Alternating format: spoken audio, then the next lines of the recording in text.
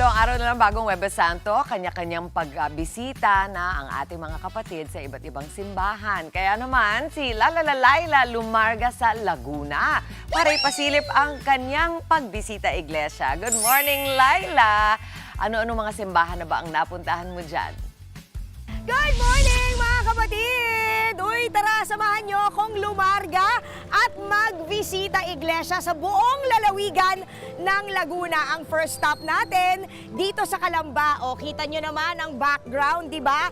Bahay ng ating national hero na si Dr. Jose Rizal. Kasi alam nyo ba, isang tawid lang. Andito na tayo sa St. John the Baptist Parish Church. Alam nyo ba, historical ang simbahan na to. Kasi dito mismo bininyagan ang ating national hero na si Dr. Jose Rizal. At sobrang proud ng mga taga-Calamba sa kanya, nakadisplay pa nga ang baptismal certificate niya sa loob. Simbahan number 2, andito tayo ngayon sa Bae. Ito ang pinakang lumang simbahan sa buong lalawigan ng Laguna, ang San Agustin Parish Church. Itinatag ito noong 1571 at mula nga sa simpleng nipahat at mga kawayan, ganito na po ang itsura niyan. Bato na ang istruktura dahil sa dami talaga ng pinagdaanan nitong kalamidad gaya ng mga bagyo, lindol, pati na rin sunog at gera nung panahon ng mga Hapon. When in Liliw, follow the red brick road. Kasi eto rin ang tatambad sa inyo, oh. Tara! Ang red bricks na fasad ng simbahan ng Liliw o mas kilala bilang St. John the Baptist Parish. Ganda!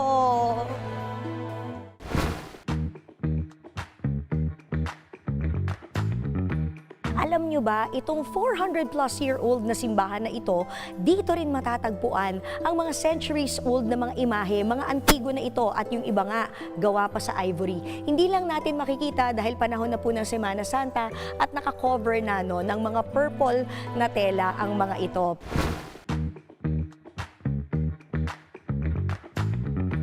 Bago tayo magbalik sa studio, eto na ang ating fifth stop, ang National Shrine and Parish of St. Anthony de Padua sa historic town of Pila.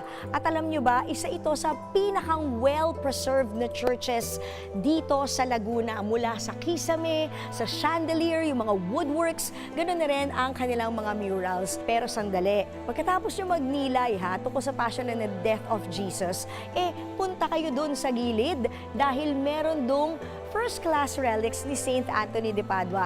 Oh, paano? Tapos na ako Punta muna ako doon, I-enjoy ko to. Balik sa inyo sa studio! Tuloy-tuloy pa rin po ang paggunita ng ating mga kapatid sa Semana Santa ngayong Martes Santo. Kaya naman po ipasisilip nila Laila ang iba pang simbahan na pwede pong isama sa inyong listahan para sa bisita iglesia sa darating po na Huwebes. Laila, good morning kapatid. Saan naman ang next stop mo dyan?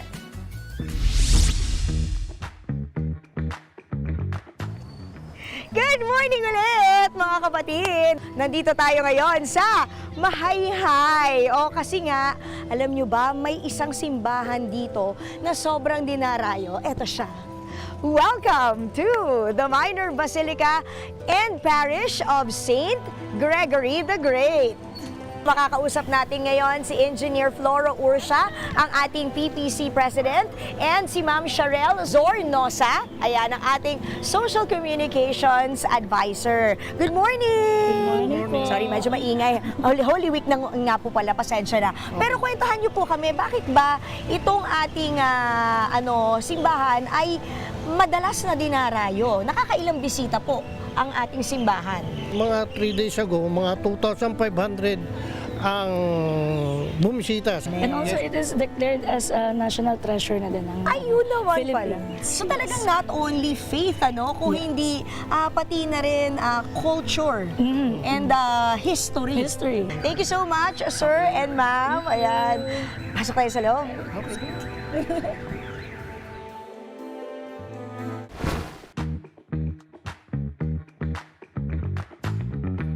Mula sa Mahayhay, nandito na tayo ngayon sa ating last stop, ang ikapitong simbahan. Pinakang espesyal dahil ito lang ang katedral sa buong lalawigan ng Laguna. Ito ang San Pablo Cathedral o kilala rin bilang Cathedral Parish of St. Paul the First Hermit. Tawagin na natin si Reverend Monsignor Jerry Bitoon HP, ang ating Rector and Parish Priest ng San Pablo Cathedral. Good morning! Good morning, magandang Monsi! araw and God bless. Ay, good It's a morning pleasure. po. Thank you po sa pagpapaunlak. Ano po yung ating dapat gawing paghahanda bago tayo magbisita iglesia? Bukod sa yung iba, maraming chichirya kasi yun. Oo nga no? Minsan ay nawawala yung element of sacrifice. Yes. Ang mahalaga dyan yung disposition of the heart, no? Bakit ko ginagawa ito? Because it's Lenten season is a time for conversion, for repentance, for a change of heart, no? That's why mahalaga yung element of prayer, okay? Now, pangalawa, yung ano din, parang nadadagdagan yung ating knowledge about what Jesus has done for us in saving us. Yung bang mga details of that, how he was like carried the cross, how he was scourged at the pillar, and yung mga ganun, yung crown with thorns, and of course lahat din ng may kaugnayan sa salvation history, you know. So dapat pala talaga namnamin natin ang John 3:16. Monsi, Sure. kasi alam mo naman, yung iba baka hindi na makapagbisita iglesia sa mahal ng gasolina at ng krudo, ng diesel. Pwede po bang, dahil krisis tayo, at Correct. medyo ang budget alam nyo na, Kulang. masikip ang sintro nating lahat. That's right. Pwede bang isang simbahan lang, pero papaano po yung anim? Virtual Bisita Iglesia na ginawa natin during the COVID time. Pandemic. Diba? Punta So, ka sa pwede natin internet, i-apply. punta ka sa simbahan, magdasal ka. Thank you so much, Exactly. Monsi. Ayan, so very well explained. Maraming salamat po. Walang And thank anuman. you dahil gumising po kayo ng maaga para sa amin. O paano? Magko-confess ako kay Monsi. Medyo lulubos-lubusin ko na, ha? Oo, di ba? Yan muna pinakahuli. Balik sa inyo sa studio. Maraming salamat, Laila. At ito na nga po, kanya-kanyang flex ang ating mga kapatid ng kanilang selfies na nasa iba't ibang terminal. Saan kaya ang punta nila ngayong Semana Santa? Mga kapatid, Dimples Romana po, maging maalam at may pakialam sa mga napapanahong issue at headlines. Mag-follow na po at subscribe na sa social media pages ng News 5.